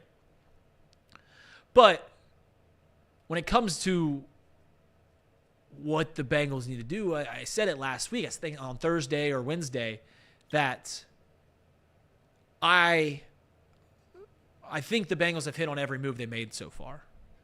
Stone, yes. Zach Moss, yes. Mike Gesecki, yes.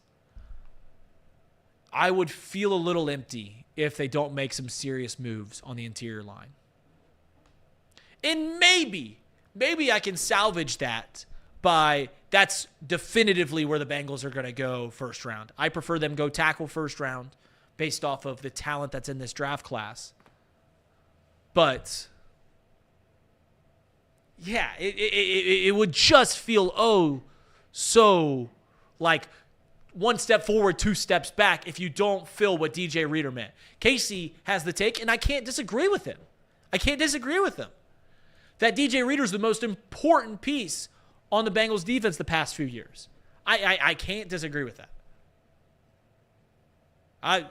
If you argue anybody, it's Trey Hendrickson, but we're splitting hairs.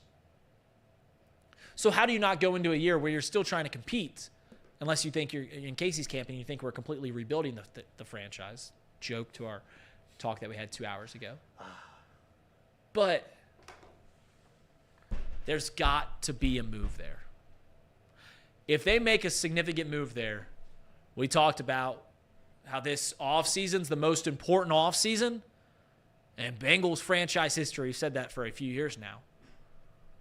But if they get a DJ Reader, if they get some other names, Eric Armstead, throw the names around. There's some guys that you can get.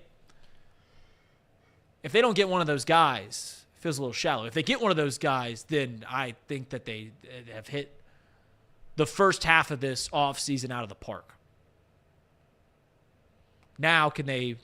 Yeah, it just remains to be seen. Casey, you share that opinion that it is so important that they get someone on the defensive interior. Yeah. So here's the thing. I think DJ Reader is a game changer. I do think, however, you can attempt to supplement what he does with T.R. Tart and another guy. Now, I don't know who that other person is. I look at the rest of the guys that are in free agency. I think DJ Reader, to me, is the number one guy the Bengals should be focused on. After that, like if they don't get him, I would say T.R. Tart, maybe Sheldon Rankins. Sheldon Rankins makes sense. Maybe Eric Armstead. But again, like the defensive tackle pool is very, very small now after all the moves that have been made day one and up to this point. I feel like DJ Reader is too important to not sign and just take the risk that he won't play the first couple weeks of the season. Now, that's a gamble. Right. And maybe that's why we're here where we are right now at this point in the season, off season, in the terms of free agency. But I don't see another move, right? I don't see another similar degree of like improving that part in free agency, right? You would have to then take to the draft and risk not getting a guy like Tavondre Sweat or getting Drazon Newton, which apparently has had character issues. Byron Murphy, the top defensive tackles in this draft class. Fisk. Guys like that, I don't know. I mean, it makes it easier now that we have that extra third-round pick. You can start to make moves and trade and whatnot. But right. I don't see a similar comparable move to what DJ Reader provided you. And the scary part is DJ Reader might not even be able to provide you that anymore. I think that's what the holdup is at this very moment. I don't think the Bengals would hesitate in paying this guy if it weren't for his injury. And I think he'd be one of the top paid defensive tackles in this class if it weren't for his injury. Yeah, I think the injury gives the Bengals gives them pause. There's been news that the two camps aren't close, and that's just reading through tea leaves. But I don't know. It just I've been overly optimistic about pretty much every move the Bengals have had. That's the kind of guy I am. Some fans are very negative. I'm a pretty optimistic guy, right? I was the guy last year that when Tom was bringing on the question, are the Bengals better this year than they were at the end of last season? That's my best Tom voice. I would say, what are we talking about? They replaced their backup running back and their tight end and their safeties. Like, yeah, they're better. They got better at tackle. Turns out they weren't better. They were just young and experienced. But now they got that experience. Now they got a fourth-place schedule. Hopefully they get a healthy Joe Burrow. And now we're giving Joe Burrow a very threatening tight end. And Mike Gesecki. We're giving him a more explosive running back. Can the defense shore up the problems in the secondary? Can they shore up the pressure? Can the linebackers get back to the form that they were in 2021 and 2022? A lot of questions. Bengals are doing an admirable job at answering those questions, doing their best, doing a great job. But it does come down to, I think, can they do something to create a force on the interior of that defensive line? We talk about pass rush. Trey Hendrickson, second in the league in sacks. Great. I still have a lot of faith in Myles Murphy. I think we saw some nice things. Here's the thing about Myles Murphy that everyone's out on, as I go into a side tangent about him. We knew when we drafted him that he was raw, right? Physically gifted, but raw. And we're going to sell him short because he didn't look like a Pro Bowler in his first year. Could it start over 2 Pro Bowl defensive ends? 2 great safety, or two great defensive ends? 2 great starters? Myles Murphy's going to be fine. Can we do something on that interior? Can we do something to help this team continue to put the pass rush back? Chris Jones, part of the Chiefs dynasty. Vita Vea when the Bucks won. Aaron Donald when the Rams won. It's important on the run. Can we get someone to help on the pass? It's still we're not even 24 hours into the tampering, right? This is exciting. It really is exciting. And I had a take earlier about how the one thing I didn't like about the Zach Moss, Joe Mixon thing, as we're just listing off all these, is that I feel like they didn't do Joe Mixon quite right because they didn't release him yesterday. Didn't let him go to a team. And what do we know? That was not in the plans after all. They traded him to a contender. To a team that a lot of people, I think, in this town have affinity for until they beat us. We'll see how much people like C.J. Stroud if he beats us in the postseason. But that's neither here nor there. I saw Paul Dehner put out a tweet that I thought was funny. What was the comparison that the Texans got this past year? How did we compare them? We compared them to the 2021 Cincinnati Bengals, a team that was formerly terrible. They get this young quarterback, and they look really good. Won a playoff game by 1 billion points. Shout out the Cleveland Browns. What a disaster they can be at times. And what do? We give we've seen C.J. Stroud draw comparisons to Joe Burrow. Well, we give them Joe Mixon. Fits. Truly does. It fits. I can't wait for the next breaking news. Lindsay Davis in the chat. What about that? She's enjoying from Marco Island. I was going to say she's tanning and thriving, sipping on high noons. Fergie Fowler says, are we going to get an update from Vegas? Got one yesterday. I feel bad. I do feel bad about getting on their case. I think they're mad at me, and that's okay. That's okay. I had fun doing that little rant yesterday. It was from a place of very real. I think we've had Trace on this show since the road trip like 3 times, and every time when he comes on the show, he says some like offhanded comment, and I was like, all right, we're done with that. But I think they're leaving Vegas. They're on the road today. I think they're finally getting to Goodyear. But how does the company expense report look in Vegas? Hey, that's a question for Sean Spurlock. Not a question for me. I'm not the finance guy. Fergie Fowler is the HR department. So we might have to go. I mean, I might be fired when they get back based off the disparaging comments that I said yesterday. They did that little update for Vegas. We caught a couple strays. I think we caught a couple strays. I didn't even watch. Yeah, we caught a couple strays. I didn't like it. Oh well. Oh, Mr. Mo, you weren't here yesterday. Go back to yesterday's clip about 1 hour mark if you want to see the rant that I went on. But it's all good.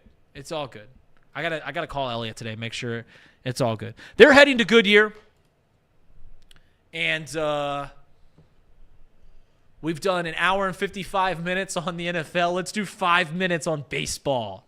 Let's get inside baseball for the final 5 minutes, as we've had a blast, guys. So, as they head to spring training, there's one thing that I had on this show. You see it right about here. ESPN Top 100. Casey, I sent you an email. because I want you guys to list this. So ESPN put out their top 100 baseball players. This means nothing. Literally nothing. It's just people like list, right? So they list the top 100 players. In the NL Central, every team had at least 3 players in the top 100, except for the Reds. The Reds only had 1. The Pirates had 3 players in the top 100. The Cardinals had 3 players in the top 100. The Brewers had 3 players in the top 100. The Cubs had 4. The Reds only had 1. Casey, you got that email in front of you? I've got the numbers, yeah. Okay. Start with the bottom. Start with the bottom, then go to, if you need help with the name, just let me know. So just list the Brewers. We'll start with the Brewers in that email. All right, so the Brewers, we have Devin Williams at 99. Yep, that feels fair. Relief pitcher, right? Yep. Christian Yelich at 96. Correct. Former MVP. He had a couple of down years, and he came back. And then Willie Adames is how you pronounce his last William name. 86. Adames. He's a fantastic shortstop. Those pieces, yeah, sure, they're all top 100. Cardinals, we have Sonny Gray. Sonny Gray, number 80, former Red. Paul Goldschmidt. Yeah, future Hall of Famer, 47. Nolan Arenado. Nolan Arenado, 44. Casey, I'm putting you in a bad spot here by making you pronounce baseball names. But once again, Cardinals. This is what we're talking about with the NL Central. Any team can win. Any team can come in last. We don't know what the heck's going to pan out. And Pirates. then Pirates, we have number 84, O'Neal Cruz. Very similar build to Ellie De La Cruz. Brian Reynolds at number 76. Brian Reynolds, maybe the most slept-on superstar in the NFL or in the MLB. Key Brian Hayes. Brian Hayes. Number 70. Yep. Let's, Go ahead and do my Cubbies. Ooh, do my Cubbies. Your Cubbies, yes. Let's do this.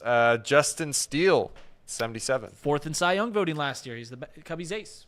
Nico Horner, at Second 68. baseman. Cody Bellinger at 48. Dansby Swanson at 43. 4 players in there for the Cubs. So this is where I'll spoil the Reds. The Reds had 1 player in the top 100. It's Ellie De La Cruz.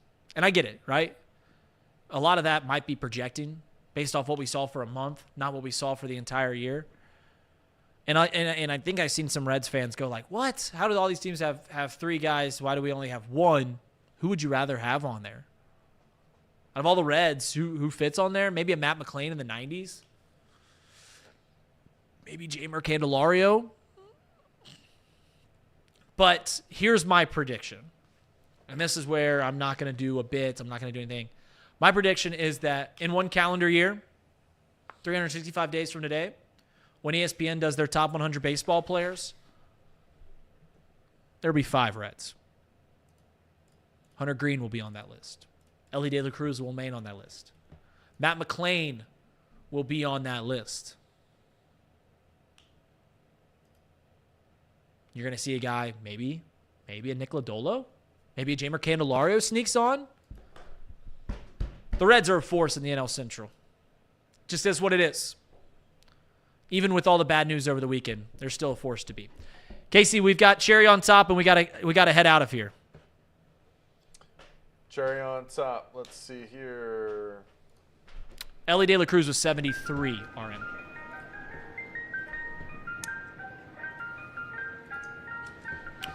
Did you find our right tackle? I'll tee this up. So we looked for. Everyone's talking about how can the Bengals fill that right tackle hole, and I was on Twitter. I was watching film, and I think I found him. Casey. I'm playing right tackle. Look at that. Look at that push off. Look at those sets. Look at that. Fuck TJ Watt. Oh, Oh.